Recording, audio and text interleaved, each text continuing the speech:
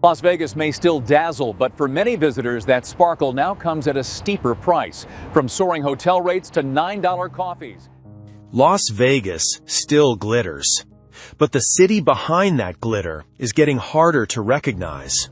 Hotel rates keep rising. A coffee can cost $9. Tourists arrive during what should be prime time.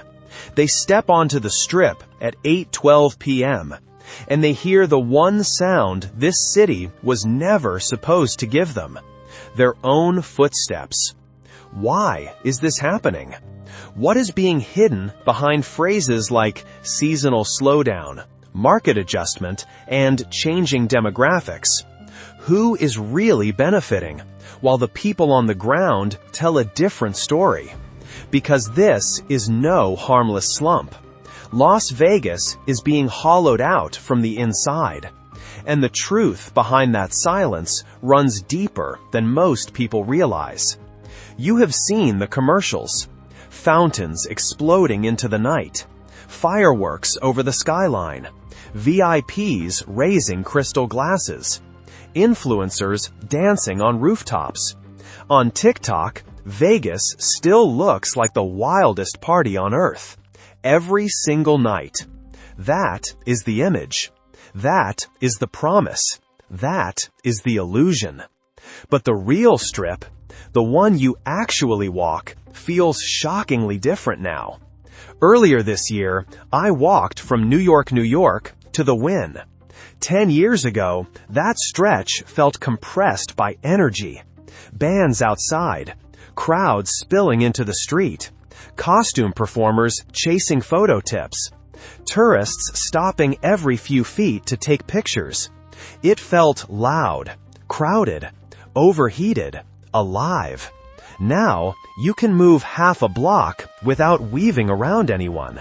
You pass shuttered gift shops, dim hallways, closed kiosks, employees trying to look occupied so their managers do not cut their hours. The energy did not simply fade. Something forced it out. And the tourists who are still there do not look the way Vegas tourists used to look. They do not look amazed. They do not look thrilled. They look tense. They study menus like legal paperwork. They pause before stepping into a bar. They check their banking apps again and again. The old Vegas feeling, that sense that anything could happen, has been replaced by something colder, tighter, far more expensive. That is the real shift. People did not stop going out because they lost interest. They pulled back because they became afraid of the price of every minute outside their room. And that is where the real story begins. People did not stop visiting Las Vegas. They stopped participating in Las Vegas. That is the difference. The flights still land. The hotel towers still fill. But once visitors get here, many of them start pulling back. Why? Because stepping outside a hotel room now feels less like entering a playground and more like signing a financial waiver. A couple comes in for their anniversary after planning the trip for months. They walk into a casual bar on the Strip. They order one cocktail and one beer. The bill is $78. At first, they laugh, because it feels absurd enough to be a mistake. But the server does not look surprised. She gives them the same sympathetic smile. People already know the rules. This is normal now. The same pattern hits families even faster. A room advertised at $89 a night looks manageable on the booking page. Then the real math begins. A $52 resort fee, $30 for parking, a $25 per person venue fee, a $9 convenience charge added without any clear explanation. Before that family has touched a slot machine, ordered a drink, or seen a show, they are already down more than $200. That is the trap. From a distance, Vegas still markets itself as accessible. Up close, Every small decision turns into a $20 decision. A drink, a snack, a bottle of water, a seat, a shortcut, a moment of convenience. Everything carries a price, and tourists feel it immediately. So they retreat. They go back to their rooms. They buy groceries at CVS. They pre-game instead of ordering at bars. They skip restaurants. They wait until 1 in the morning to gamble because table limits finally come down. Vegas was never built for that kind of behavior. It was built for wandering, drifting, discovering, spending, because the city made spending feel fun. But once corporate boards began treating every guest like a walking ATM, people responded the only rational way they could. They became cautious, they conserved, they hid. And when enough visitors do that at the same time, the result is exactly what you see on the Strip tonight. Hotels that may be technically full, and streets that still feel strangely dead. There was a time when Las Vegas understood one thing better than almost any city on earth. If you wanted people to spend, you first had to pull them outside.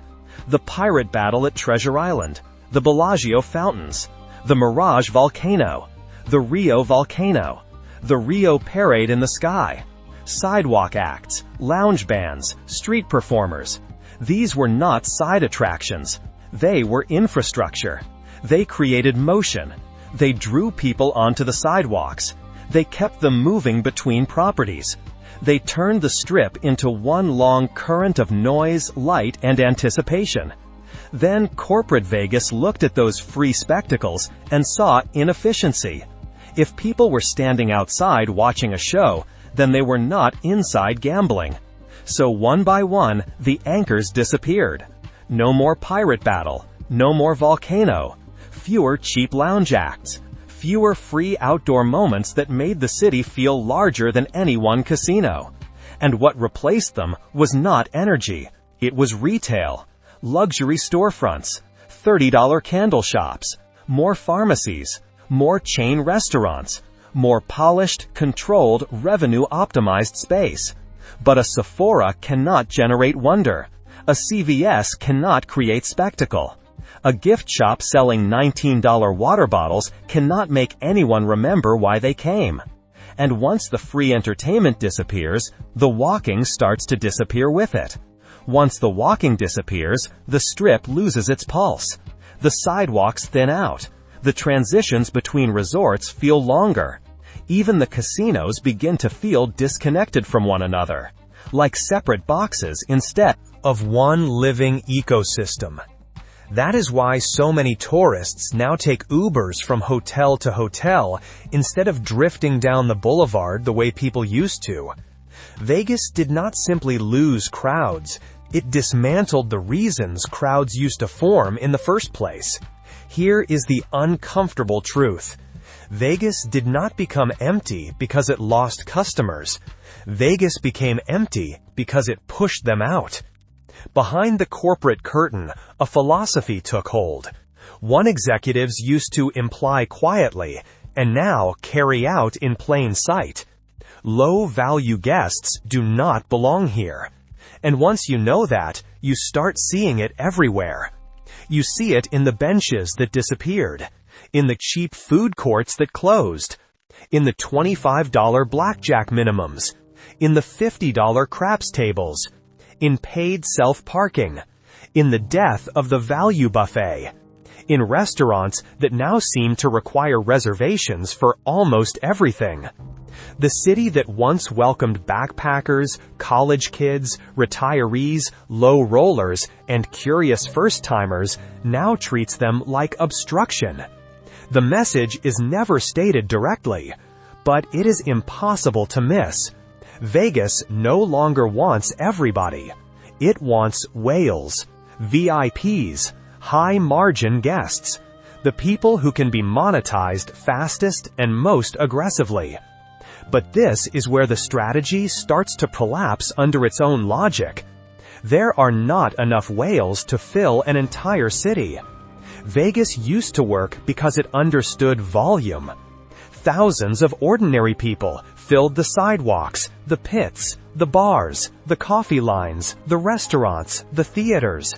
That mass created heat, it created noise, it created the feeling that something was always happening. Strip out the middle, and even the luxury starts to look exposed.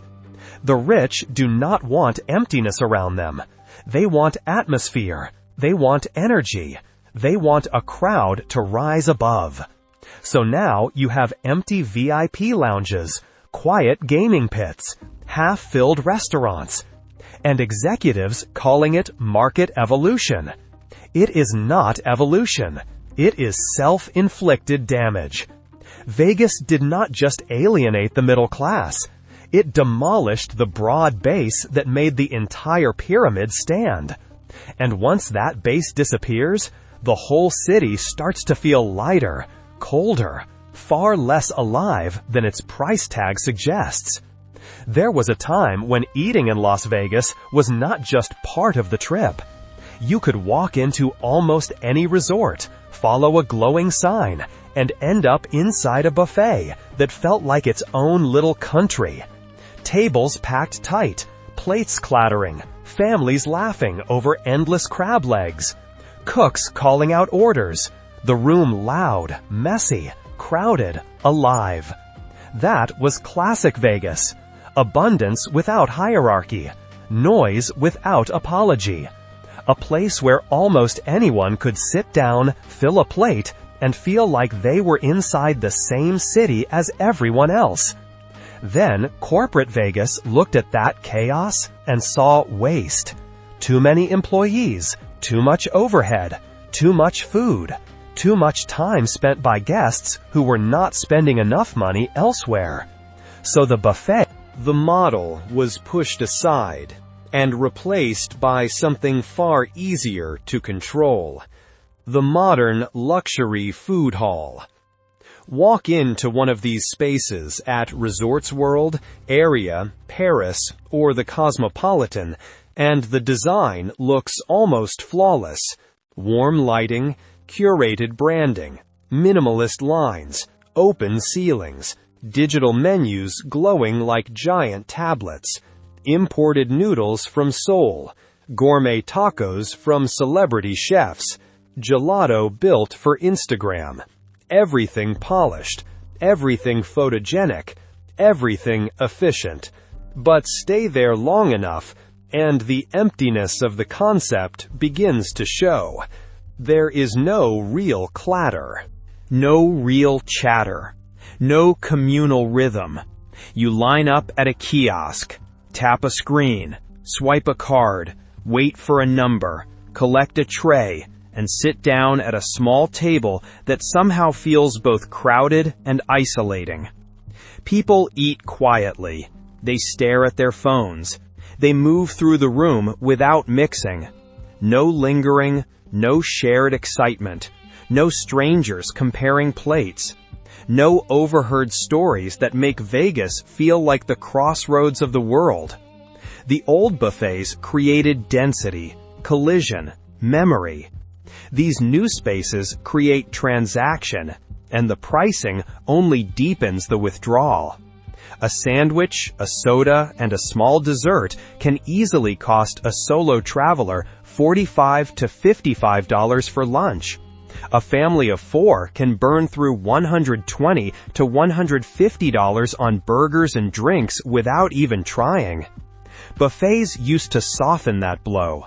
One fixed price, predictable, accessible. Now people look at the menu, do the math in silence, and turn around. They go back to the room. They go to Walgreens. They look for food somewhere off the strip. And every time that happens, the strip loses another layer of movement, another layer of shared life, another reason for people to remain outside and part of the city. There is a rule every serious city planner understands. Crowds create safety. Silence creates fear. Las Vegas never had to advertise that feeling directly because it came built into the environment. There were always people everywhere. Tourists, families, Club-goers, gamblers, performers, drunks, newlyweds, conventioneers. Movement created comfort. Noise created security. The Strip did not feel safe because it was quiet and controlled. It felt safe because it was alive. But once the Strip starts thinning out, even a little, the psychology changes fast. Not because crime suddenly explodes, but because the atmosphere shifts underneath you. Walk the pedestrian bridges after dark now, and something feels unfamiliar almost immediately. The gaps between groups are wider. The sidewalks feel broader than they used to be. The shadows seem to stretch longer. Distances that once felt trivial begin to feel exposed. A street performer approaching too quickly. A group standing still in the middle of the path. A dim patch of pavement between resorts. A corner that used to be crowded and now is not. None of that has to be overtly dangerous to change the way people move. That is the real problem. The Strip did not have to become a crime scene to stop feeling comfortable.